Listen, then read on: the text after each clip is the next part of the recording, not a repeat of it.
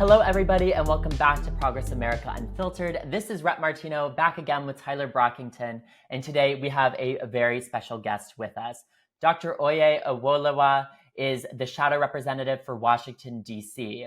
He is a pharmacist by profession and a true advocate at heart. Dr. Owolewa has dedicated himself to the critical cause of DC statehood. His journey from his Nigerian American roots to becoming a voice for over 700,000 residents in DC is not just an inspiration, but a testament to his commitment for representation and equality. I met Representative Owolewa at the National Cannabis Festival, where he was talking about the significance of legalizing cannabis, which I'm sure we will touch on today. And I was just so taken by his message and the power that he brings with him in his fight for DC statehood. So today we'll explore the challenges and aspirations surrounding DC statehood through Dr. Owolewa's unique lens. And then we're going to look at some of those rich life experiences that shaped these policies, decisions, and look at his unwavering dedication to community advocacy, which can truly be a blueprint for all of us that are political organizers, wherever we may be, from Washington, D.C. to all across the country. So with that, I'm going to pass it over to Tyler to ask our first question. Yes, I'm very excited to be speaking with you as one of your constituents and a resident of the District of Columbia.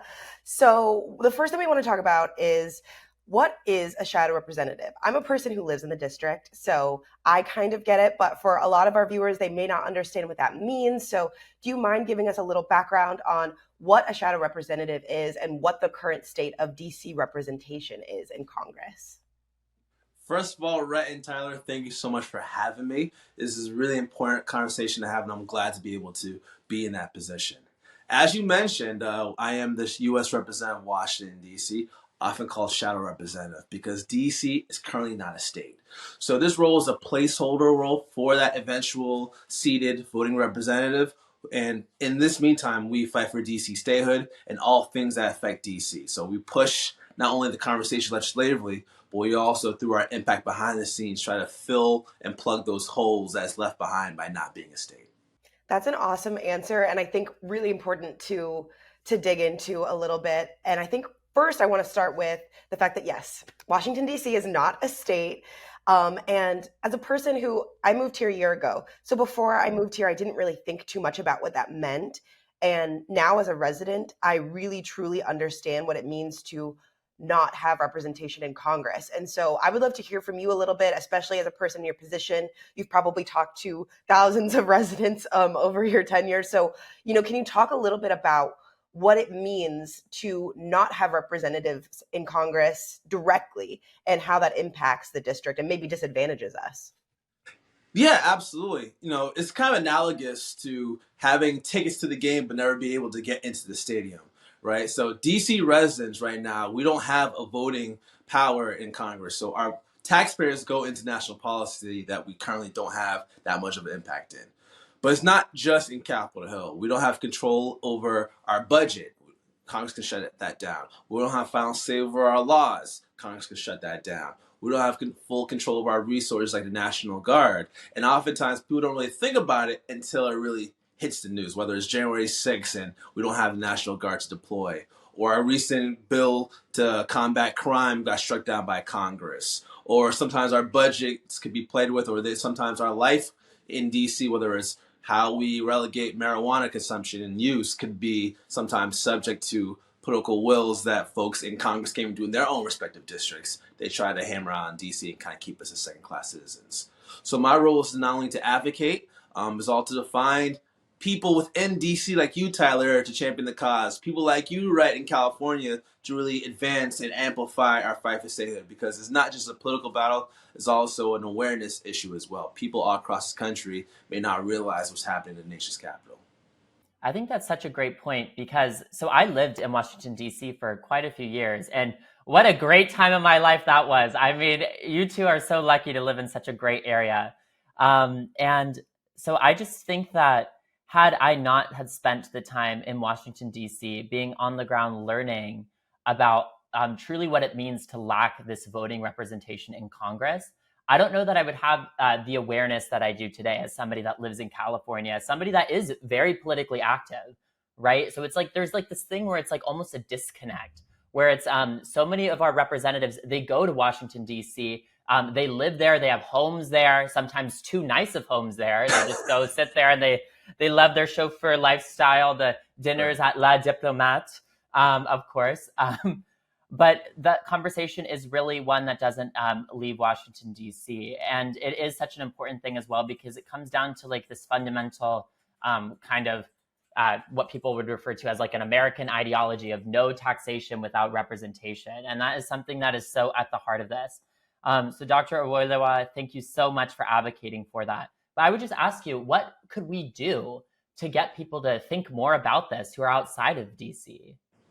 Absolutely. I think that there's a role for people in DC and a special one for those outside the district. As you know, you do have voting representation, and becoming a state is something that Congress and the White House can do. So we need a majority of the House, the majority of the Senate, and the president's signature to make that happen. So reach out to your local representatives, making sure that they support DC statehood, that they're aware of it, knowing that it's an issue not only in the district, but also outside. In my role, what I've done is gone to other cities and other states and figure out things that they care about and tie voting representation of DC into advancing policy and progressive issues. Whether we were in West Virginia the other day, what people consider a red state, talking about wired security, talking about income equality, and saying that there'll be people in DC that will support those issues, even if your current senators aren't doing so. Going to Delaware, talking to LGBTQIA advocates, talking about how DC is not only friendly and supportive, but they make up such a fabric in our culture over here that of course we would support certain things on that side. Me being a healthcare worker, talking to trans teens who are seeing their rights being pulled back from in the South, saying that we will help if we were to have voting representation pass the Equality Act to make sure that people are respected regardless of their backgrounds. And just tying DC statehood to other issues makes it less of a standalone. It makes it much easier for people to see how it impacts their lives as well, even if they don't live in the district.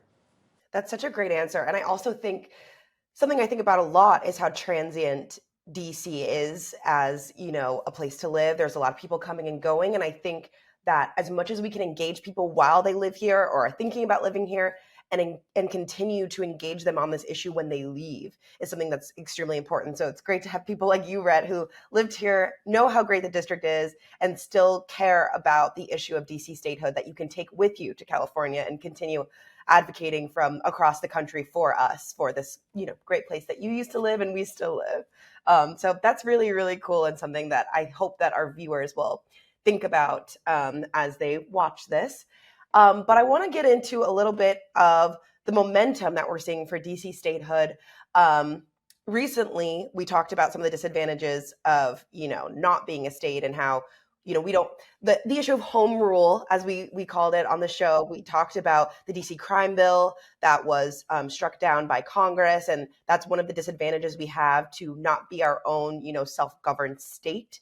Are there any legislative initiatives or proposals that are currently underway to address DC statehood? Yeah, that's a great question. I appreciate that. We passed the DC statehood bill in the House two times over. Now, it wasn't the most recent time with the Republicans in control, but we are gaining more co-sponsors in the Senate as well. So we are definitely getting closer and closer and closer. The Democratic Party has sort of adopted DC statehood as something that they're supportive of. And we are getting young people, especially college students, really active in the fight for DC statehood, whether they're long-term residents going outside the district or people coming inside. These folks have family members, these folks have friends, and that is a network worth tapping into. Folks like you all that have a national database, national platform, you're able to carry the message farther than I could have. And folks 10, 15 years ago couldn't dream of doing so. So because of the work that you all are doing, not just the politicians in DC, we're actually getting much closer. And I believe that we are within a lifetime away of becoming the 51st state. Absolutely. And I think something that when I moved to Washington, D.C. for college, so I went to American University, so barely in Washington, D.C., kind of on the outskirts over there, but, I take what I can get. I lived barely in the border of Washington, D.C. I was almost in Maryland, but I was like, yes, this is D.C. through and through, very proud of it. But something I didn't know was that 8.6% of District of Columbia residents identified as being part of the LGBT community. And also, Washington, D.C. is like an incredibly racially diverse city as well, with 45% roughly of the city being Black. So when I hear these numbers, it really ties a boat in my mind of how intersectional the issue of DC statehood is within these other forms of oppression, right? So like keeping them away from like electoral power in this way, like suppressing those that voting representation in Congress is such a way to suppress power. So Dr. Owolewa, what do you really think about kind of these bigger picture ideas of the representation for these communities that are part of your constituents? Absolutely. And I agree with everything you just said. Upon becoming the 51st state, we'll be the first minority majority state in the union. And I think that is actually a benefit, not necessarily a detraction. I mean, having so much commonality is not only something that we can celebrate, it's also something that we can protect and share. That's why I talked about the Equality Act. That's why I talk about when I went to other states like Pennsylvania talking about the Crown Act, because we have such a diverse group of people. We do it so well here. It's not just to say we do great things here. We also have to go out to other areas and protect them as well.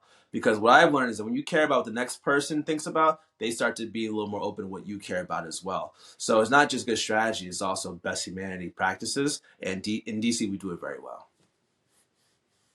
I love that. Best humanity practices. That's awesome.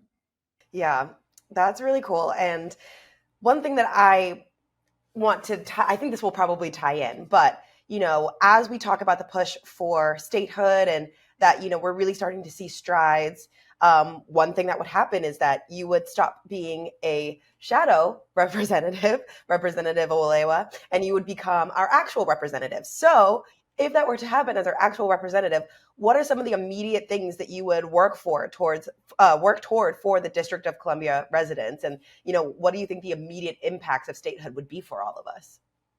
Well, that's also a really good question in terms of what I would champion, what things I would care about. Although we don't have a vote, I looked at myself as the voice. So there's actually certain legislation that we've been working on. We look at bipartisan bills that may not have a DC cutout and try to find, information into that, whether it's the access to AEDs bill that would protect young kids and athletes, or even look at this most recent Safer Banking Act that has huge ramifications in the cannabis industry. We're talking about currently where because of the federal regulations against marijuana, Schedule One federalized penalized drug, these businesses can't use a bank because they're seen as a liability. They're storing all their money oftentimes in a location. They now have to hire security, or they can only go cashless. There's certain aspects of the business which is so archaic that it puts Black and brown communities behind.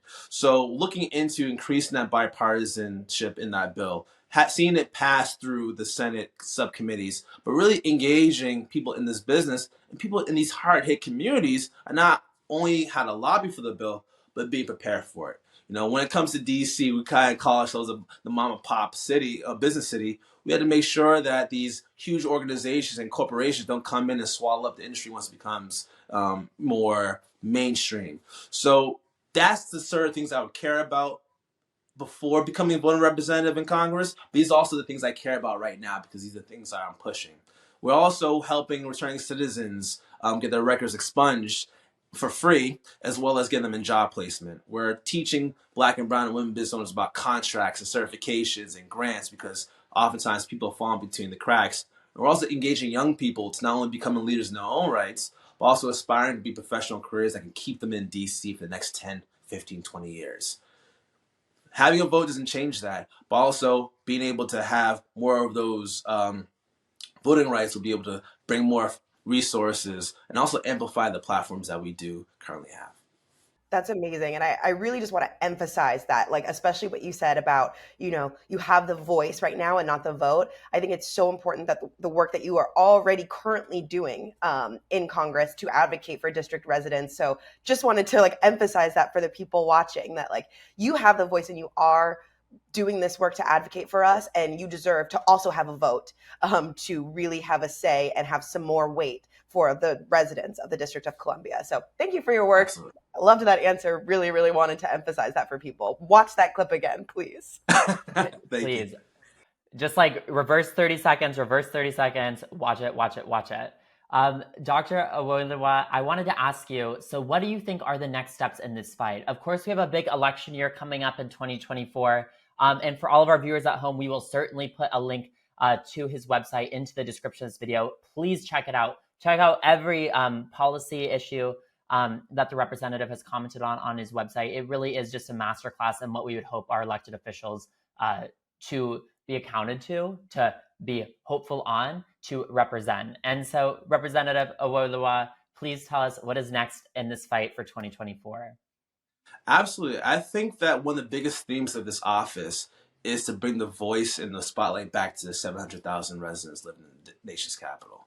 Right now, people see DC as just Congress and the White House, but once they actually see the individuality of people living in all 8 wards, they can see us, some of the things that we go through, and see the commonalities between us. In terms of me personally, as you know, we're in a wonderful election cycle. That's what happens when you're in a 2-year seat. You almost seem like you're running back. So I'm calling people, and they're like, "Didn't you just? We're in a..." Yes. So just increasing the visibility of this cycle, visibility of this office is definitely my personal goal. But in terms of DC, just kind of restoring that viewpoint of, not only are we here, well, we deserve to be listened to. We deserve to have our own vote. And we deserve to make sure that we have the same rights as our neighbors in Maryland and Virginia and California and Texas. We're not asked to be treated special. We just want the same thing that anybody else has. That's amazing. And I think a good note for us to end on. Before we wrap up, we always like to leave opportunity and space for any final thoughts. Representative, if there's anything that you want, a 1-sentence blurb, if the people who watch this video walk away with nothing else, what do you want them to know about you, yourself, or the fight for DC statehood? Get involved. I never thought that I was going to be a politician. I never thought that people that look like me or come from where I'm from or what my name was could ever be in this position. But it all started with having that jump. So if you have that feeling, if you have that urge, you have that passion, make that jump. I love that. That was perfect. Yeah, I mean, this conversation has really inspired me. I'm a person who's moved to the district that does not plan to be transient. I really see myself staying here for, a good portion of the rest of my life, God willing. And so I really, really appreciated talking to you today, hearing about the work you're doing for myself and other residents. And I just feel so inspired to get out there and fight with you. So thank you for joining us today. Thanks so much, Tyler. Thank you so much, Brad. I appreciate you all. And thank you so much, Brad, too. For everybody at home, you know where to follow us. We're Progress America Unfiltered. You can follow us on YouTube, Instagram, TikTok, whatever. We hope to have more conversations with you soon about DC statehood, everything else. Stay tuned, and we'll see you next time. Goodbye.